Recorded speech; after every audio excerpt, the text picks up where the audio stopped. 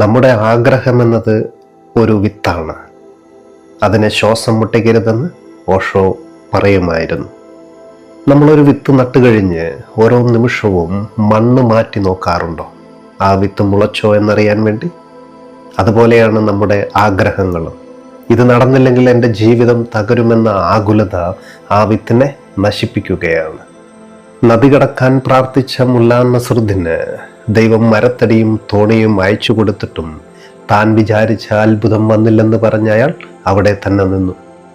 പ്രപഞ്ചം നൽകുന്ന വഴികളെ തിരിച്ചറിയാനാകാത്ത വിധം നമ്മുടെ ആസക്തി നമ്മെ അന്ധരാക്കുന്നുണ്ടോ എന്ന് ചിന്തിക്കേണ്ടതുണ്ട്. നമ്മൾ ആഗ്രഹിക്കുക, എന്നിട്ടത് പ്രപഞ്ചത്തിനങ്ങ് വിട്ടുകൊടുക്കുക. ശേഷം ആവേശത്തോടെ തന്നെ നമ്മുടെ കർമ്മങ്ങൾ ചെയ്തുകൊണ്ടിരിക്കാം. നമുക്ക് ഒരു ഫലത്തെക്കുറിച്ച് നിസ്സംഗനായിരിക്കുമ്പോൾ നമ്മിലേക്ക് പ്രപഞ്ചം അത്ഭുതങ്ങൾ എത്തിക്കും. കാരണം സന്തോഷമുള്ളവരിലേക്ക് സന്തോഷം കടന്നു വരൂ എന്ന് പറയുന്നത് പോലെയാണത്.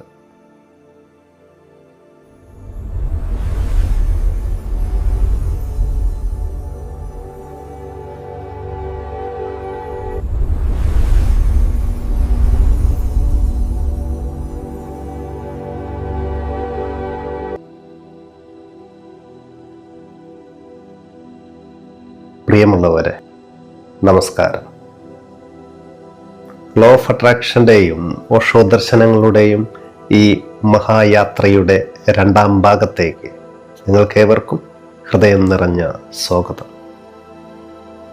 ആദ്യ ഭാഗത്ത് നമ്മൾ നമ്മുടെ മനസ്സൊരു കാന്തമാണെന്നും പുറം ലോകം എന്നത് നമുക്കുള്ളിലെ ചിന്തകളുടെയും വികാരങ്ങളുടെയും ഒരു പ്രതിഫലനം മാത്രമാണെന്നും നമ്മൾ തിരിച്ചറിഞ്ഞു. മുല്ലാ നസറുദ്ദീൻ താക്കോൽ തിരഞ്ഞതുപോലെ പുറത്ത് താക്കോൽ തിരഞ്ഞിട്ട് കാര്യമില്ല, എല്ലാം നമുക്കുള്ളിലാണ് ഇരിക്കുന്നതെന്ന് നമ്മൾ ഉറപ്പിച്ചു. അങ്ങനെ നമ്മൾ ഒന്നാം എപ്പിസോഡിലൂടെ നമുക്കുള്ളിലെ ആ കാന്തത്തെ ഉണർത്തിക്കഴിഞ്ഞു.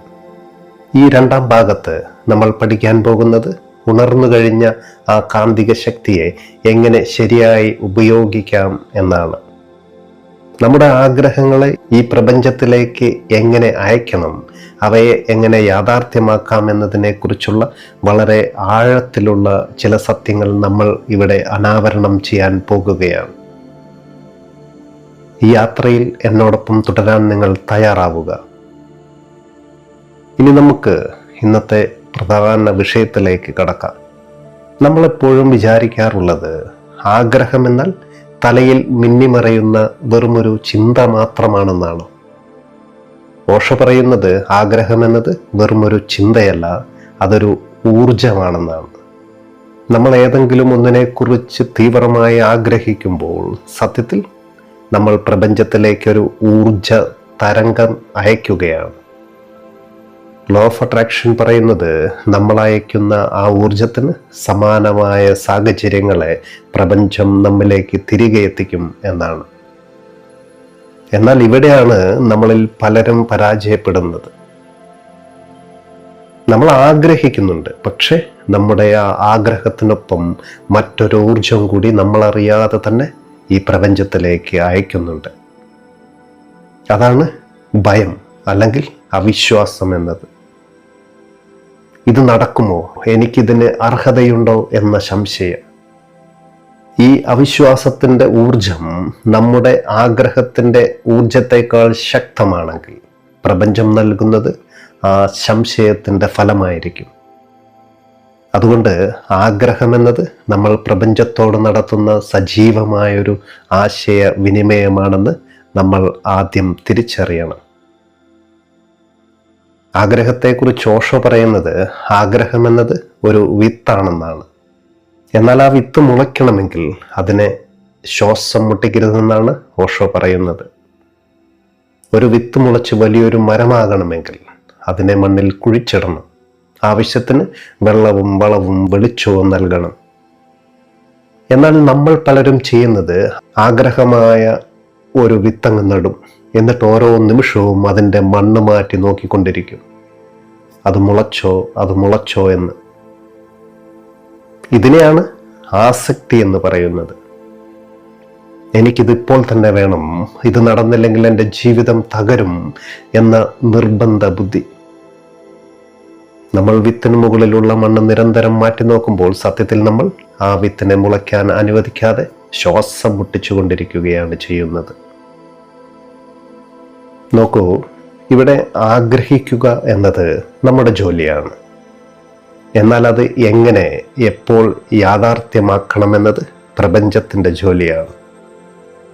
ആഗ്രഹവും ആസക്തിയും തമ്മിലുള്ള ഈ നേർത്ത നൂൽപാലത്തെ തിരിച്ചറിയുക എന്നതാണ് ലോ ഓഫ് അട്രാക്ഷനിലെ ഏറ്റവും വലിയ വിജയമെന്നത്.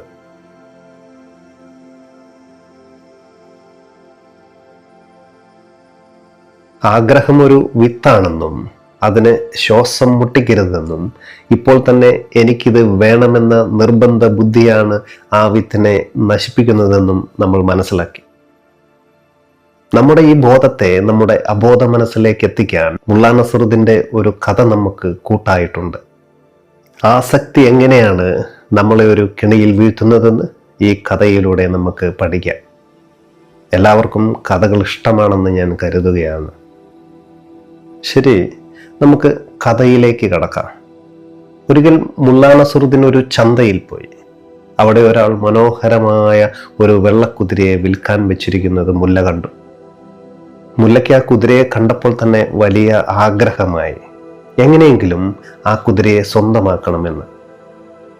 സ്വന്തമാക്കണമെന്ന ചിന്ത മുല്ലയുടെ തലയിൽ കയറിയിരിക്കുകയാണ്. മുല്ല കുതിരയുടെ ഉടമസ്ഥന്റെ അടുത്ത് പോയി വില ചോദിച്ചു. ഉടമസ്ഥൻ പറഞ്ഞു, മുല്ല, ഈ കുതിര ഒരു സാധാരണ കുതിരയല്ല. അതുകൊണ്ട് തന്നെ ഇതിന് അല്പം വില കൂടുതലാണ്. ഇതൊരു മാന്ത്രിക കുതിരയാണെന്ന്. നിങ്ങൾ എന്തിനെക്കുറിച്ചാണോ ആഗ്രഹിക്കുന്നത്, ആ ആഗ്രഹം ഈ കുതിര നിങ്ങളിലേക്ക് എത്തിച്ചു തരുമെന്ന് പറഞ്ഞു. ഇത് കേട്ടതോടെ ആ കുതിരയെ സ്വന്തമാക്കണമെന്നുള്ള മുല്ലയുടെ ആഗ്രഹം അതോടെ ഇരട്ടിയായി മാറി. മുല്ല തൻ്റെ കയ്യിലുള്ള അവസാനത്തെ സമ്പത്തും നൽകി ആ കുതിരയെ സ്വന്തമാക്കി വീട്ടിലേക്ക് കൊണ്ടുപോയി. വീട്ടിലെത്തിയ മുല്ല ഉടൻ തന്നെ കുതിരയെ കെട്ടിയിട്ടു. എന്നിട്ട് കുതിരയോട് മുല്ല പറഞ്ഞു, എനിക്ക് കുറെ സ്വർണ്ണ നാണയങ്ങൾ വേണമെന്ന്. മുല്ല കണ്ണുകൾ അടച്ച് സ്വർണ്ണ നാണയങ്ങളെ സങ്കല്പിച്ചു കൊണ്ടിരിക്കുകയാണ്. അല്പം കഴിഞ്ഞ് മുല്ല കണ്ണു തുറന്നു നോക്കിയപ്പോൾ കുതിരയുടെ മുന്നിൽ യാതൊന്നും കണ്ടില്ല. മുല്ലയ്ക്ക് ദേഷ്യവും സങ്കടവും ഒരുമിച്ച് വന്നു. മുല്ല കുതിരയോട് പറഞ്ഞു, നീ ഒരു മാന്ത്രിക കുതിരയല്ലേ, എന്നിട്ടെന്തേ എനിക്ക് സ്വർണ്ണ നാണയങ്ങൾ തരാത്തതെന്ന്. വലിയ സംഘർഷമായി മുല്ലയ്ക്ക്. പിന്നീട് കുതിരയുടെ ഉടമസ്ഥൻ അവിടെ എത്തിച്ചേർന്നു. മുല്ല അയാളോട് പരാതിപ്പെട്ടു, നിങ്ങൾ എന്നെ പറ്റിച്ചു, ഈ കുതിരയ്ക്ക് സ്വർണം തരാനുള്ള കഴിവില്ല എന്ന്. കുതിരയുടെ ഉടമസ്ഥൻ പുഞ്ചിരിച്ചുകൊണ്ട് പറഞ്ഞു, മുല്ല, ഞാൻ പറഞ്ഞത് ശരി തന്നെയാണ്, ഇതൊരു മാന്ത്രിക കുതിര തന്നെയാണ്. പക്ഷെ നിങ്ങളൊരു തെറ്റ് ചെയ്തു. ഇവിടെ നിങ്ങൾ സ്വർണം ആഗ്രഹിച്ചു, പക്ഷെ നിങ്ങളുടെ ഉള്ളിൽ അത് നടക്കുമോ എന്ന സംശയവും എനിക്കിത് ഇപ്പോൾ തന്നെ വേണമെന്ന ആസക്തിയും ഉണ്ടായിരുന്നു. ഈ കുതിര സ്വീകരിച്ചത് നമ്മുടെ ആഗ്രഹത്തെയല്ല, മറിച്ച് നമ്മുടെ ആസക്തിയെയും സംശയത്തെയുമാണ്. അതുകൊണ്ട് മുല്ല എന്താണോ പുറത്തേക്ക് നൽകിയത്, അതാണ് നിങ്ങൾക്ക് തിരിച്ചു കിട്ടിയതെന്ന് അയാൾ മുല്ലയോട് പറഞ്ഞു. മുല്ലയുടെ ഈ കഥ നോക്കിയാൽ ആ കുതിര അഥവാ പ്രപഞ്ചം സത്യത്തിൽ മുല്ലയുടെ ആഗ്രഹത്തോട് പ്രതികരിച്ചിട്ടുണ്ട് അവിടെ. പക്ഷെ മുല്ലയുടെ ഉള്ളിൽ സ്വർണം വേണം എന്നതിനേക്കാൾ ശക്തമായി ഉണ്ടായിരുന്നത് അത് കിട്ടില്ല എന്ന ഭയവും ആസക്തിയുമാണ്. ആ ഇല്ല എന്ന ഭാവമാണ് പ്രപഞ്ചം അവിടെ ഏറ്റെടുത്തത്. ലോ ഓഫ് അട്രാക്ഷൻ പ്രവർത്തിക്കുന്നത് നമ്മൾ ഒരു കാര്യത്തിന് വേണ്ടി നിർബന്ധം പിടിക്കുമ്പോഴല്ലട്ടോ, മറിച്ച് അത് ലഭിക്കുമെന്ന് ഉറച്ചു വിശ്വസിച്ച് നമ്മൾ നിസ്സംഗരായിരിക്കുമ്പോഴാണ്. എനിക്കിത് കിട്ടിയാലും ഇല്ലെങ്കിലും ഞാൻ ഇപ്പോഴേ സന്തോഷവാനാണെന്ന് പറയാൻ നമുക്ക് കഴിയുമെങ്കിൽ പ്രപഞ്ചം ആ ആഗ്രഹത്തെ നമ്മിലേക്ക് ഓടിയെത്തിക്കും. സന്തോഷമുള്ളവരിലേക്ക് സന്തോഷം കടന്നു വരികയുള്ളൂ. കാത്തിരിക്കുന്നവനല്ല, ആഘോഷിക്കുന്നവനാണ് ആകർഷണ നിയമത്തിന്റെ യജമാനൻ.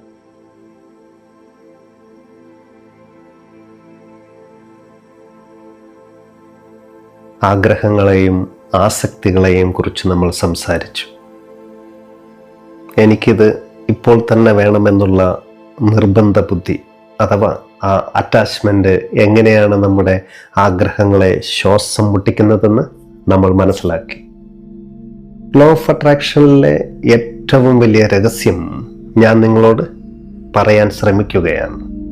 ആ രഹസ്യം എന്നത് ലെറ്റിംഗ് ഗോയാണ്. നമ്മൾ എല്ലാം വിട്ടുകൊടുക്കുകയാണ് ഇവിടെ. പലരും വിചാരിക്കുന്നത് ലെറ്റിംഗ് ഗോ എന്നാൽ ആഗ്രഹത്തെ ഉപേക്ഷിക്കുക എന്നാണ്. എന്നാൽ അത് ശരിയല്ല. ലെറ്റിംഗ് ഗോ എന്നാൽ ആഗ്രഹത്തെക്കുറിച്ചുള്ള നമ്മുടെ ആകുലതയെ ഉപേക്ഷിക്കുക എന്നാണെന്ന് നമ്മൾ മനസ്സിലാക്കണം.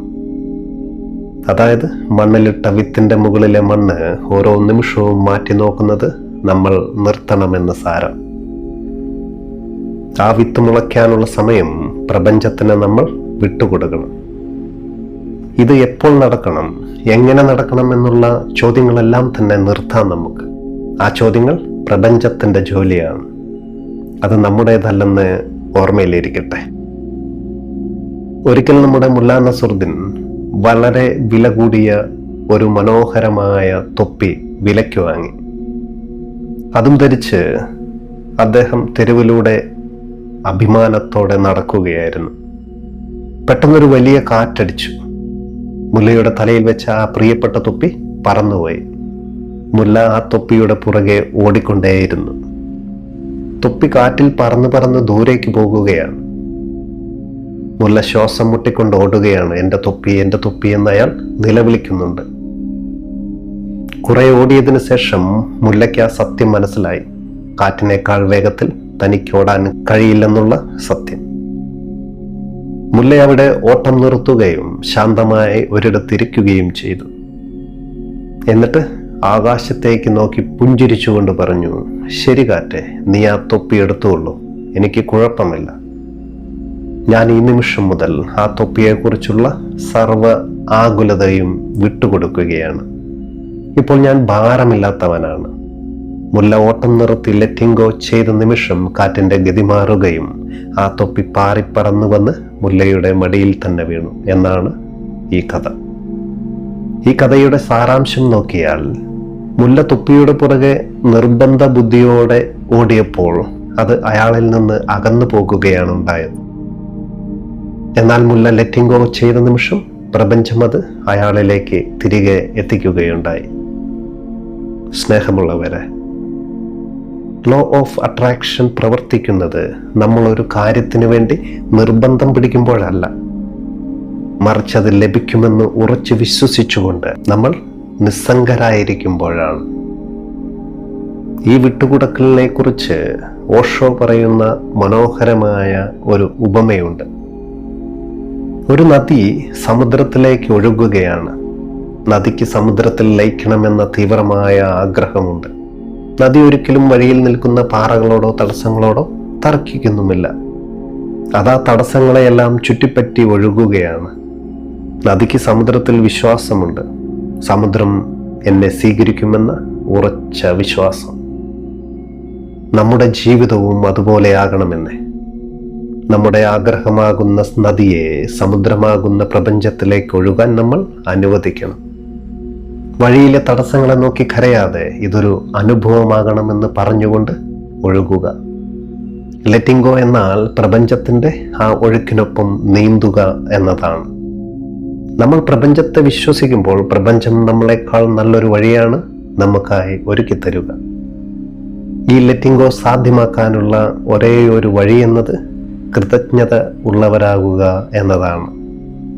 ഓർക്കുക, നമ്മൾ എന്തിനെക്കുറിച്ചാണോ പരാതിപ്പെടുന്നത് അതാണ് നമ്മുടെ ജീവിതത്തിൽ വളരുകയുള്ളൂ. നമ്മൾ എനിക്ക് പണമില്ല എന്ന് പരാതിപ്പെടുമ്പോൾ പ്രപഞ്ചം പറയുക, ശരിയാണ്, നിനക്ക് പണമില്ല, ഇനിയും ഇല്ലാതിരിക്കട്ടെ എന്നാണെന്ന് നമ്മൾ മനസ്സിലാക്കിയിട്ടുണ്ട്. എന്നാൽ നമുക്കുള്ള ചെറിയ കാര്യത്തിന് പോലും നന്ദി പറഞ്ഞു നോക്കിക്കേ. ആ നിമിഷം നമ്മൾ അഭാവബോധത്തിൽ നിന്നും സമൃദ്ധി ബോധത്തിലേക്ക് മാറുന്നത് അനുഭവിക്കാൻ കഴിയും നമുക്ക്. ശരി, നമുക്കൊരു ചെറിയ ശ്വസന ധ്യാനത്തെ കൂടി മനസ്സിലാക്കാം. കണ്ണുകളടച്ച് നമ്മുടെ ഉള്ളിലേക്ക് വരുന്ന ശ്വാസത്തെ ശ്രദ്ധിച്ചു കൊണ്ടിരിക്കണം. അത് പ്രപഞ്ചോർജമാണ്. ശ്വാസം പുറത്തേക്ക് വിടുമ്പോൾ നമ്മുടെ എല്ലാ ആകുലതകളും പേടികളും എനിക്കിത് വേണമെന്നുള്ള നിർബന്ധ ബുദ്ധിയും ആ ശ്വാസത്തോടൊപ്പം പുറത്തേക്ക് വിടണം. ഒരു ദിവസത്തിൽ നിങ്ങൾക്കിത് എപ്പോൾ വേണമെങ്കിലും എത്ര നേരം വേണമെങ്കിലും ചെയ്യാം. നിങ്ങൾ ഇത് സ്ഥിരമായി കുറച്ച് ദിവസം പരിശീലിക്കാൻ തയ്യാറാകുകയാണെങ്കിൽ അതിൻ്റെ റിസൾട്ട് അത്ഭുതം നിറഞ്ഞതായിരിക്കും. നമ്മളപ്പോൾ ശൂന്യമാകും, ശാന്തമാകും. ഈ പ്രപഞ്ചത്തിൻ്റെ ഒഴുക്കിൽ നമ്മൾ ലയിച്ചു ചേരും.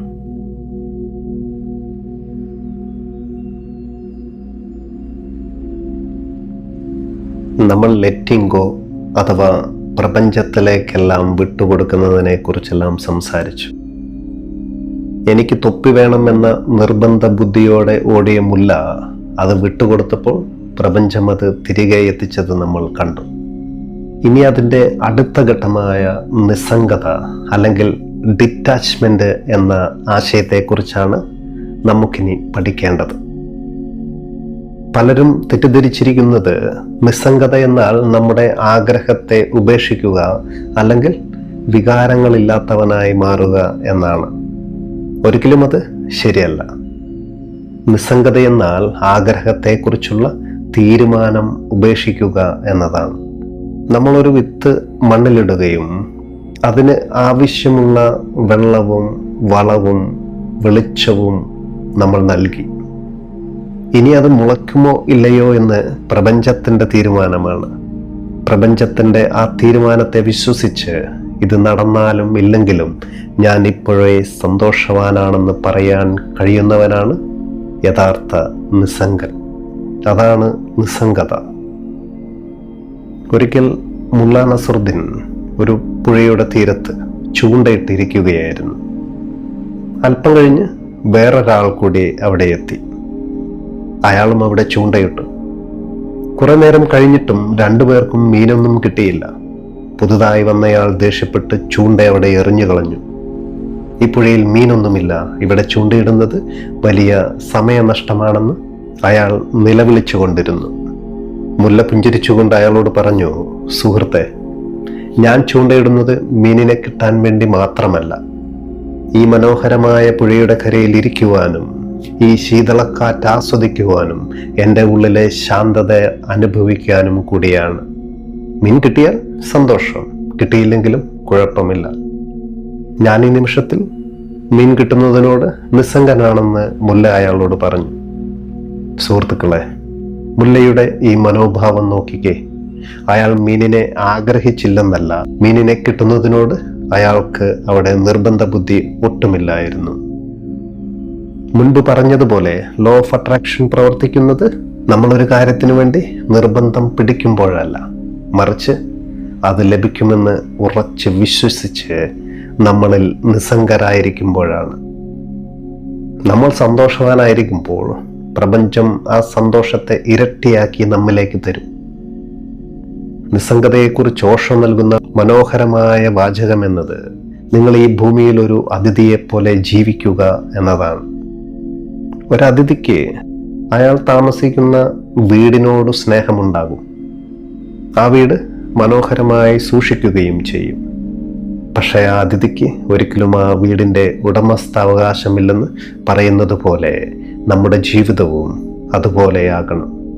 നമ്മുടെ ആഗ്രഹമാകുന്ന അതിഥിയെ സ്നേഹിക്കാം. അത് യാഥാർത്ഥ്യമാക്കാൻ ആവശ്യമായ കർമ്മങ്ങൾ നമുക്ക് ചെയ്യാം. പക്ഷേ ആ ആഗ്രഹത്തെക്കുറിച്ചുള്ള ഉടമസ്ഥാവകാശം നമ്മൾ ഉപേക്ഷിക്കണം. ഇതെപ്പോൾ നടക്കും, എങ്ങനെ നടക്കും എന്നുള്ള ചോദ്യങ്ങൾ നമ്മൾ മാറ്റിവെക്കണം. ആ ചോദ്യങ്ങൾ പ്രപഞ്ചത്തിൻ്റെ ജോലിയാണ്, നമ്മുടേതല്ല. നമ്മൾ പ്രപഞ്ചത്തെ വിശ്വസിക്കുമ്പോൾ പ്രപഞ്ചം നമ്മളെക്കാൾ നല്ലൊരു വഴിയാണ് നമുക്കായി ഒരുക്കി തരിക. ലോ ഓഫ് അട്രാക്ഷനിലെ ഏറ്റവും വലിയ വിജയം എന്നത് നിസ്സംഗതയാണ്. ഓർക്കുക, നമ്മൾ എന്തിനെക്കുറിച്ചാണോ പരാതിപ്പെടുന്നത് അതാണ് നമ്മുടെ ജീവിതത്തിൽ വളരുകയെന്ന്.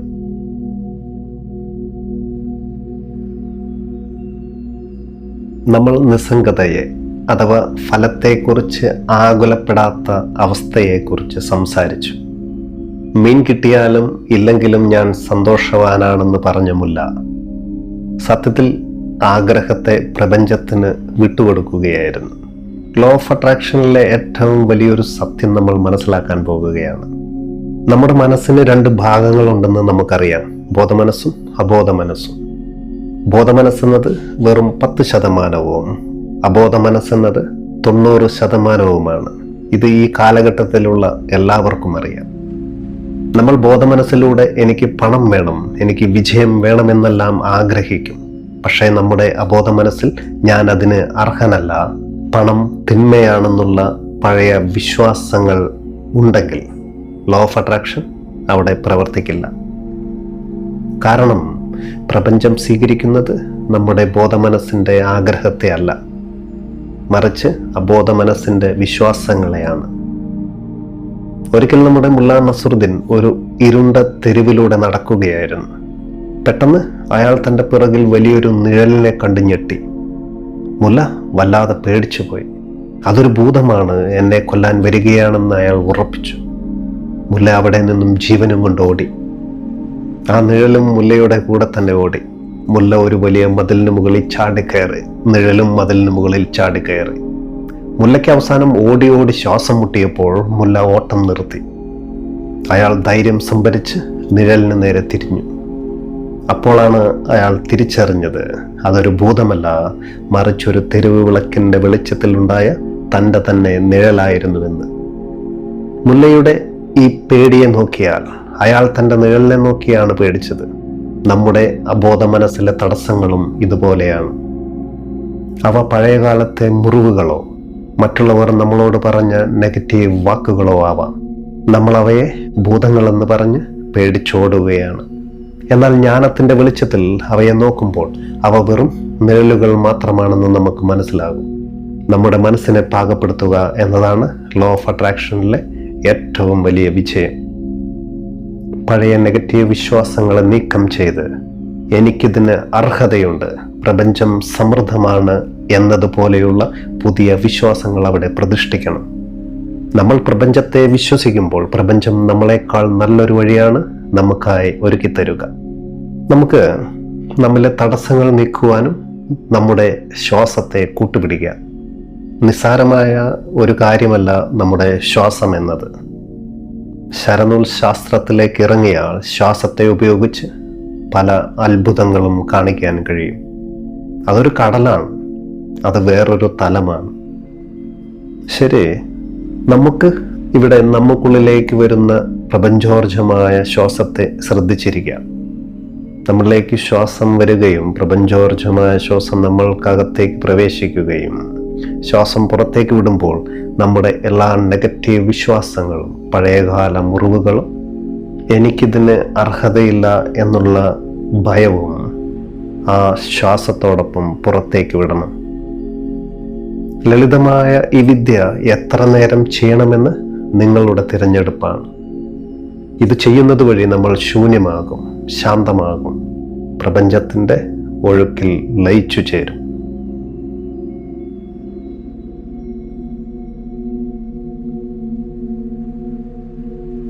നമ്മുടെ അബോധ മനസ്സിലെ തടസ്സങ്ങളെ നീക്കം ചെയ്യുന്ന രീതിയെക്കുറിച്ച് നമ്മൾ സംസാരിച്ചു. ഇനി നമ്മൾ ഈ ഭാഗത്തിൻ്റെ അവസാന ഘട്ടത്തിലേക്ക് കടക്കുകയാണ്. ലോ ഓഫ് അട്രാക്ഷനിൽ പലരും ചെയ്യുന്ന തെറ്റെന്നത് നമ്മൾ ആഗ്രഹിച്ചാൽ മാത്രം മതി, ഒന്നും ചെയ്യേണ്ടതില്ല എന്ന് കരുതുന്നതാണ്. എന്നാൽ ബോധോദയത്തിൻ്റെ പാതയിൽ ഓഷോ പഠിപ്പിക്കുന്നത് മറ്റൊന്നാണ്. നിങ്ങൾ പ്രപഞ്ചത്തോടൊന്ന് ചോദിച്ചാൽ പ്രപഞ്ചം നിങ്ങൾക്കതിലേക്കുള്ള വഴികൾ കാണിച്ചു തരും. ആ വഴികളിലൂടെ നടക്കുക എന്നതാണ് നിങ്ങളുടെ കർമ്മമെന്ന് ഓഷോ പറയും. അതിനെയാണ് നമ്മൾ പ്രചോദനാത്മകമായ കർമ്മങ്ങൾ എന്ന് വിളിക്കുന്നത്. ഇത് മനസ്സിലാക്കാൻ നമുക്ക് മുല്ലയെ തന്നെ കൂട്ടുപിടിക്കാം. ഒരിക്കൽ മുല്ല നസറുദ്ദീൻ ഒരു വലിയ നദി കടക്കാനായി കരയിൽ നിൽക്കുകയായിരുന്നു. അക്കരയ്ക്ക് കടക്കാൻ വെള്ളമില്ല, പാലവുമില്ല അവിടെ. മുല്ല കണ്ണുകളടച്ച് തീവ്രമായി പ്രാർത്ഥിച്ചു, ദൈവമേ, എന്നെ എങ്ങനെയെങ്കിലും അക്കരെ എത്തിക്കണമേ. മുല്ല പ്രാർത്ഥന കഴിഞ്ഞ് കണ്ണു തുറന്നപ്പോൾ ദൂരെ ഒരു മരത്തടി വെള്ളത്തിൽ കൂടി ഒഴുകി വരുന്നത് കണ്ടു. മുല്ല വീണ്ടും കണ്ണടച്ച് പ്രാർത്ഥിച്ചു, ഇതല്ല ദൈവമേ എനിക്ക് അക്കരെ പോവാൻ വേണ്ടത്, ഒരു വലിയ കപ്പലോ അല്ലെങ്കിൽ എന്തെങ്കിലും അത്ഭുതമോ ആണെന്ന്. മരത്തടി ഒഴുകിപ്പോകുകയും ചെയ്തു. പിന്നീട് ഒരു ചെറിയ തോണിയിൽ ഒരു തോണിക്കാരൻ വന്നു. മുല്ല അയാളെയും മടക്കി വിട്ടു. ഒടുവിൽ നേരം ഇരുട്ടി. മുല്ല സങ്കടത്തോടെ പറഞ്ഞു, ദൈവമേ, നീ എൻ്റെ പ്രാർത്ഥന കേട്ടില്ലല്ലോ. അപ്പോൾ അശരീരി പോലെ ഒരു ശബ്ദം കേട്ടു, മുല്ല, നിന്റെ പ്രാർത്ഥന കേട്ട് ഞാൻ ആദ്യം ഒരു മരത്തടി അയച്ചു, നീ അതിൽ കയറിയില്ല. പിന്നെ ഞാൻ ഒരു തോണിക്കാരനെ അയച്ചു, നീ അവനെയും വിശ്വസിച്ചില്ല. നീ പ്രാർത്ഥിച്ചു, പക്ഷേ നിനക്ക് മുന്നിൽ വന്ന അവസരങ്ങളെ നീ ഉപയോഗിച്ചില്ല എന്ന്. പ്രിയമുള്ളവരെ, ലോ ഓഫ് അട്രാക്ഷനും ഇതുപോലെയാണ്. നമ്മൾ പണത്തിനോ വിജയത്തിനോ വേണ്ടി ആഗ്രഹിക്കുമ്പോൾ, ഉദാഹരണത്തിന് പ്രപഞ്ചം നമുക്കൊരു പുതിയ ബിസിനസ് ഐഡിയയോ അല്ലെങ്കിൽ ഒരു വ്യക്തിയുടെ സഹായമോ നൽകാം. അത് തിരിച്ചറിഞ്ഞ് പ്രവർത്തിക്കുക എന്നതാണ് നമ്മുടെ ആദ്യത്തെ ചുവടുവെപ്പ്. ആ മരത്തടിയിൽ പിടിച്ചു കയറുവാനുള്ള ആവേശം നമ്മൾ കാണിക്കണം. ഓഷോ പറയുമായിരുന്നു, ഒരു നർത്തകൻ നൃത്തമായി മാറുമ്പോഴാണ് ആ കലയവിടെ പൂർണ്ണമാകുന്നതെന്ന്. നമ്മുടെ കർമ്മവും അതുപോലെയാകണം.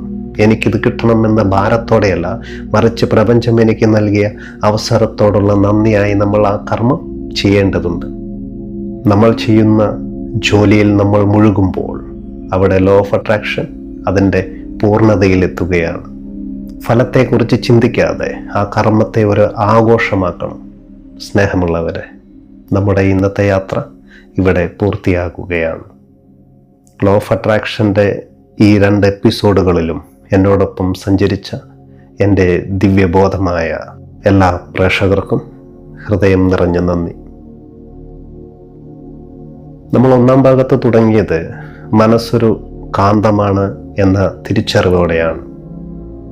ഇന്ന് നമ്മൾ 2-ാം ഭാഗത്ത് ആഗ്രഹങ്ങളെ എങ്ങനെ ശ്വാസം മുട്ടിക്കാതെ പ്രപഞ്ചത്തിന് വിട്ടുകൊടുക്കാമെന്നും ഉള്ളിലെ തടസ്സങ്ങളെ എങ്ങനെ മാറ്റാമെന്നും നമ്മൾ മനസ്സിലാക്കി. ഈ അറിവുകളെല്ലാം ഇപ്പോൾ നിങ്ങളുടെ ഉള്ളിലൊരു വിത്തായിരിക്കുകയാണ്. അതിനെ സംശയങ്ങൾ കൊണ്ട് ശ്വാസം മുട്ടിക്കരുത്. വിശ്വസിക്കുക, നന്ദിയുള്ളവരായിരിക്കുക. പ്രപഞ്ചം നിങ്ങളുടെ കൂടെയുണ്ട്. നിങ്ങളുടെ ജീവിതത്തിൽ ഈ ചിന്തകൾ കേൾക്കാൻ സമയം ചിലവിട്ടപ്പോൾ നിങ്ങളിലുണ്ടായ മാറ്റങ്ങൾ താഴെ കമൻ്റ് ചെയ്യാൻ മറക്കരുത്. അതുവഴി നിങ്ങളുടെ അനുഭവങ്ങൾ മറ്റുള്ളവർക്കും വെളിച്ചമായി മാറും. ഇനി നമുക്ക് അടുത്ത ഭാഗത്തിൽ ആഴമേറിയ മറ്റൊരു വിഷയവുമായി കണ്ടുമുട്ടാം. നമ്മൾ ആഗ്രഹിക്കുന്നത് ലഭിക്കാത്തത് എന്തുകൊണ്ടാണ്? ലോ ഓഫ് അട്രാക്ഷനേക്കാൾ ശക്തമായ മറ്റേതെങ്കിലും നിയമം പ്രപഞ്ചത്തിലുണ്ടോ? അടുത്ത എപ്പിസോഡിൽ വൈബ്രേഷനുകളുടെ വിദ്യ, ദ സയൻസ് ഓഫ് വൈബ്രേഷൻസ് നമ്മൾ ചർച്ച ചെയ്യും. പ്രപഞ്ചത്തിൻ്റെ ഭാഷ വാക്കുകളല്ല, മറിച്ച് തരംഗങ്ങളാണ്. നമ്മുടെ ആഗ്രഹങ്ങളുടെ തരംഗവും പ്രപഞ്ചത്തിൻ്റെ തരംഗവും തമ്മിൽ എങ്ങനെ ട്യൂൺ ചെയ്യാം? അഷ്ടവക്രഗീതയിലെ അഗാധമായ മൗനവും മുള്ള നസറുദ്ദീൻ്റെ വിചിത്രമായ കഥകളുമായി നമുക്ക് അടുത്ത ഭാഗത്ത് കണ്ടുമുട്ടാം. അതുവരെ ഈ ബോധത്തിൽ വസിക്കുക. നിങ്ങളിലെ ബുദ്ധനെ ഞാൻ വന്ദിക്കുന്നു. നന്ദി, നമസ്കാരം.